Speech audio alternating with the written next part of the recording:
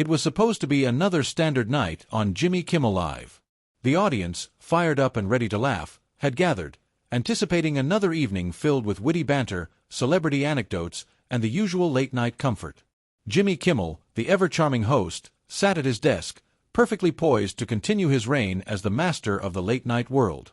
But when Chuck Norris, the living legend himself, stepped onto that stage, the game changed.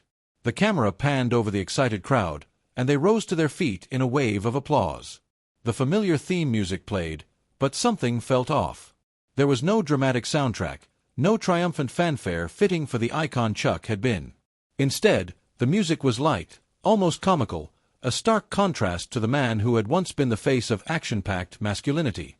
It was subtle, but Chuck noticed. His response wasn't one of surprise, but of recognition. A slight pause as he made his way to the chair, his military-like posture rigid and unwavering, before he shook Jimmy's hand. As he sat down, Chuck's gaze flicked to the backdrop behind Jimmy, an oversized poster of Chuck from a 1986 film. It read, Delta Warrior, a film that didn't exist. It was a mashup of movie titles, a mockery of his legacy, a careless mistake by an intern. Chuck didn't flinch, but it was clear from the way his eyes scanned the backdrop that he understood what was happening. This wasn't just another appearance to promote a movie or nostalgia, it was already a game, and the rules were being set by others. Kimmel, ever the performer, launched into his usual playful tone, making jokes about Chuck's status as the internet's ultimate meme. Chuck Norris, the man, the myth, the meme, he said with a grin. The crowd laughed, eager for the punchline. But Chuck didn't bite. His expression remained neutral, his posture unyielding. He wasn't here to be the punchline. He wasn't here to play along with the narrative the internet had crafted for him. He was here to set the terms. For the first few minutes, Jimmy played the game. He made jokes, referenced memes, and poked fun at Chuck's larger-than-life persona. But with each passing quip, the tension in the air grew. Jimmy didn't notice it, but Chuck's body language slowly shifted from relaxed to guarded. This wasn't the lighthearted late-night banter Jimmy was used to. The audience didn't know it yet, but the stage had already been set for something far more intense. The tension was building quietly, almost imperceptibly. Chuck Norris wasn't just a guest in a chair. He was a man sitting on the edge of a carefully constructed myth, and the moment Jimmy crossed the line, that myth would no longer be enough to protect him. The stage had been set, and the real conversation was about to begin. The atmosphere in the studio had shifted, and Jimmy Kimmel was oblivious to the growing tension. He continued with his usual banter, leaning into Chuck's iconic status, poking fun at the memes that had taken on a life of their own. The audience, still feeding off the easy laughs, didn't notice the small shift in Chuck's demeanor. But the man sitting across from Jimmy wasn't just the meme anymore. He was a man who had been reduced to a symbol, stripped of the complexity that had defined him. Chuck Norris, Jimmy grinned, the man who made gravity take a knee. The guy who once arm-wrestled God and walked away without breaking a sweat. How does it feel to be the internet's favorite superhuman? The crowd erupted in laughter. The familiar rhythm of late-night TV continued, but Chuck's gaze didn't waver. He sat, unmoving, almost as if he was waiting for something to happen. Chuck didn't respond immediately, but the silence was enough. His face, once a mask of neutrality, now carried the weight of something more profound. The crowd, sensing a slight change, grew quieter, their laughter slowing down. Chuck wasn't here to play the game anymore. He wasn't the same man who had smiled through the jokes and exaggerated anecdotes. The legend they'd built for him, the unstoppable force, the mythic hero, had been fun for a time, but now it was suffocating. He knew this better than anyone. Finally, Chuck spoke. "They're creative," he said, his voice calm but deliberate. "My family gets a kick out of them. My wife used to save the best ones and read them to me at dinner." Jimmy chuckled, unaware that his guest's response was laced with a quiet resignation. He didn't know it yet, but Chuck was no longer indulging him. Kimmel, ever the performer, leaned in. "So, you've embraced it, huh?" The audience chuckled along, thinking they were still riding the wave of humor. But the tone of Chuck's voice was different now, measured, almost melancholic. "To an extent," he said, his gaze shifting slightly as if he was choosing his words carefully. "But it's not always funny, Jimmy. Sometimes it gets heavy." Jimmy pressed on, oblivious to the gravity of the conversation. But don't you think it's a bit much? I mean, at what point does it stop being flattering and start becoming, well, ridiculous? The audience shifted uncomfortably. The laughter died in their throats as they began to realize the conversation was no longer about jokes or memes. It was about something deeper, something more real. Chuck's gaze darkened, and he spoke again, his voice cutting through the air with the precision of someone who had seen the world through more than just the lens of fame. "I've laughed too," he said, his words carrying a weight that hung in the air. At first, it was flattering, but then it was everywhere. Billboards, coffee mugs, passwords. Kids who never saw a single movie of mine thought I could shoot lasers from my eyes. And somewhere along the way, I stopped being a man with a past. I became a joke, a myth, a meme. The studio had gone quiet. Jimmy, his trademark grin faltering, shifted uncomfortably in his chair. The conversation had taken a turn. The myth of Chuck Norris, the meme that had once been the source of endless jokes, was now the source of pain, frustration, and something far more difficult to confront. Chuck didn't blink. He didn't raise his voice. But his words had already landed. What had once been a celebration of a pop culture icon was now a reflection of how easy it was for the world to strip someone of their humanity in the pursuit of entertainment. The myth had consumed the man, and Chuck Norris was done playing along. The reckoning had begun. The mood in the studio had shifted from playful banter to palpable tension. Jimmy Kimmel, who was usually the undisputed master of the late-night format, was now clearly on the defensive. Chuck Norris wasn't just playing along with the joke anymore. He was revealing a side of himself that the world had rarely seen, the man behind the myth. Jimmy, not yet fully realizing the gravity of the situation, pushed forward with his familiar routine. But Chuck wasn't going to be a part of the show he had been cast in. Kimmel, sensing a shift but unwilling to back down, pressed forward with the question that would be the breaking point. "So, Chuck," Jimmy said, with a grin that no longer seemed entirely genuine, "it's clear you've embraced the internet's version of you, the tough guy, the invincible legend. But don't you think it's gone too far? Doesn't it ever get weird?" The audience shifted uncomfortably. The question had landed, but instead of the expected laugh track, there was a ripple of hesitation in the room. Chuck's expression didn't change. He didn't flinch or react defensively. Instead, his eyes, calm and steady, met Jimmy's gaze, and the air in the room grew thick with a tension that no one could ignore. Chuck wasn't here to make jokes. He was here to make a point. He leaned forward slightly, his voice low but clear. "You're asking if it's too much? If it's weird?" Chuck's voice had lost its edge of humor. It was almost a quiet plea for understanding. "Well, let me tell you a story, Jimmy." He paused, letting the weight of his words settle in the air. "My grandson, his name's Chuck, by the way, is 12 years old. Good kid. He's smart, he likes history, he's already got a brown belt in martial arts. Yesterday, he came home with a black eye. A real one. Not from playing around, not from sparring. Some kids challenged him to a fight. And one of them said, 'Let's see if little Chuck is like Big Chuck.'"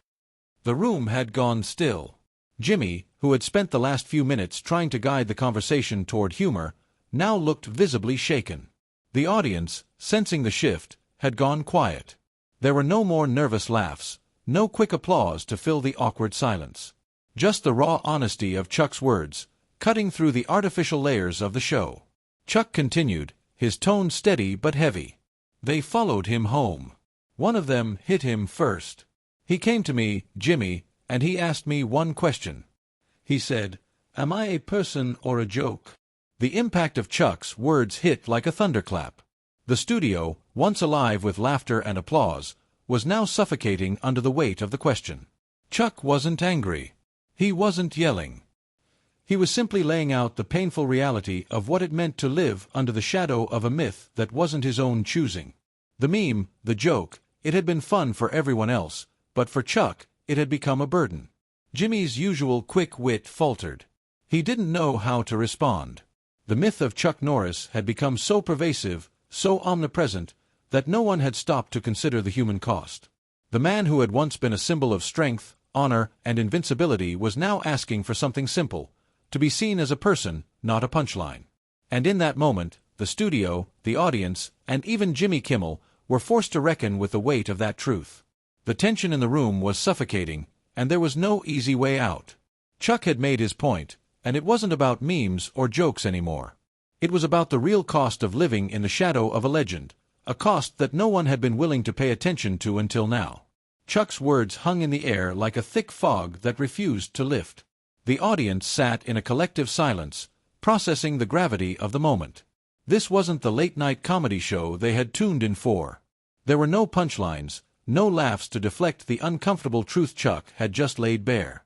Jimmy Kimmel, usually the quick-witted host who thrived on defusing tension with humor, now seemed small in the face of it all. The familiar rhythm of the show was gone, replaced by something much more serious, a confrontation that had grown beyond anything Jimmy could have prepared for. Chuck sat there, calm, composed, almost eerily still, while Jimmy fumbled for a response. The show, which had once been a space for clever one-liners and viral clips, had transformed into something else entirely, an interrogation. Chuck had shifted the conversation away from himself as a punchline to the real, human cost of what it meant to live under the weight of a public myth. And Jimmy, with all his years of experience, had no quick comeback for this kind of truth. Finally, after what felt like an eternity, Jimmy broke the silence. "I think people just admire you, Chuck," he said, trying to steady his voice, as if reaching for the last vestige of his comfort zone. "I mean, you're a cultural icon. You've achieved legendary status, and that's something that's admired, right?" Chuck didn't react immediately. He didn't smile, didn't nod in agreement. Instead, he folded his hands on his lap and leaned forward slightly. There was no anger in his voice, no resentment, just the quiet resolve of someone who had spent years navigating the line between myth and reality. "Icons don't bleed, Jimmy," he said, his voice low, but cutting through the tension like a scalpel. "They don't raise children, they don't deal with real pain, and they sure as hell don't have the privilege of being human." The room seemed to shrink. Jimmy's face twitched, unsure of how to respond. The audience shifted uncomfortably, realizing that this wasn't just about Chuck's legacy as a martial artist or an action star. It was about the price of turning someone into a symbol and stripping them of their humanity for the sake of entertainment. Chuck's eyes never left Jimmy, and for the first time in the conversation, it wasn't about the jokes, the memes, or the movies. It was about the damage done when the world decided that a person's life could be reduced to a series of viral moments. "I've spent my life defending something, Jimmy. My name, my country, my family. But somewhere along the line, I stopped being a person with a story, with flaws, with real struggles," Chuck continued, his voice unwavering. "I became a myth. And now that myth is more important than the man who built it." Jimmy shifted in his seat, visibly uncomfortable. His usual confidence had been replaced with an unspoken realization. The show, the audience, the media machine he was part of, had crossed a line. They had laughed at the legend, without ever considering the toll it had taken on the man behind it. And now, sitting across from him, Chuck wasn't just confronting him. He was confronting the very system that had made him a symbol. Chuck's voice grew softer, but no less impactful. "When you turn someone into a legend, you strip them of their ability to be human. You rob them of their dignity, their right to change, to fail quietly, to be seen for who they are, not just for who you want them to be." The weight of his words was undeniable. The silence in the studio wasn't just uncomfortable, it was reflective. For the first time that night, Jimmy Kimmel realized that the punchline had never been his to deliver. The jokes had stopped being funny, and now they were just a reminder of how easily society could tear someone down for entertainment. But Chuck Norris wasn't playing along. He was making sure the world remembered the real man behind the myth. And in that moment, the late-night show wasn't a comedy, it was a reckoning. The silence in the room had become almost unbearable. What was supposed to be another entertaining segment on late-night television had spiraled into an uncomfortable, raw confrontation.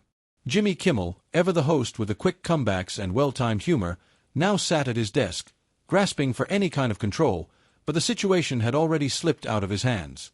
Chuck Norris, the man who had been turned into a meme, an internet icon, and a symbol of masculinity, wasn't just a guest anymore. He was the truth in the room.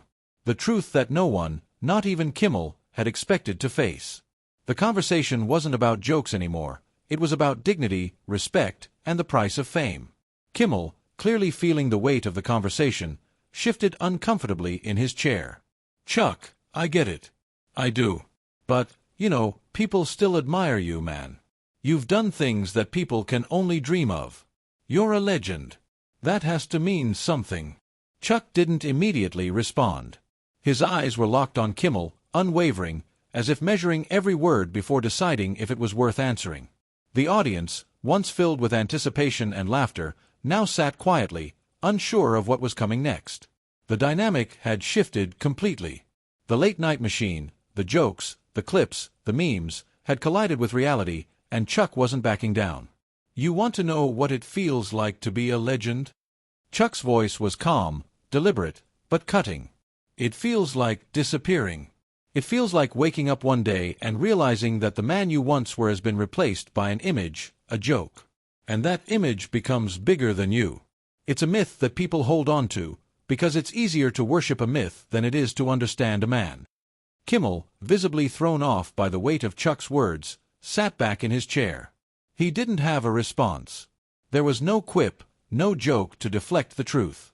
And that's when Chuck stood up, slowly, deliberately, as if making a decision that had been building throughout the interview. He didn't raise his voice, didn't shout. He simply stood, and in that moment, everything changed. The room went silent. The cameras, the lights, the laughter, it all felt irrelevant in the face of Chuck's quiet defiance. This wasn't about leaving the show in anger. This was about reclaiming his humanity. Chuck Norris wasn't here to be a punchline. He wasn't here to entertain. He was here to remind everyone that behind every meme, every joke, and every legend, there was a person, a man who had lived a real life, full of triumphs and tragedies. As Chuck made his way toward the exit, he paused, not looking back, but taking a moment to scan the room. He wasn't angry. He didn't need to be. He had made his point, and there was nothing more to say.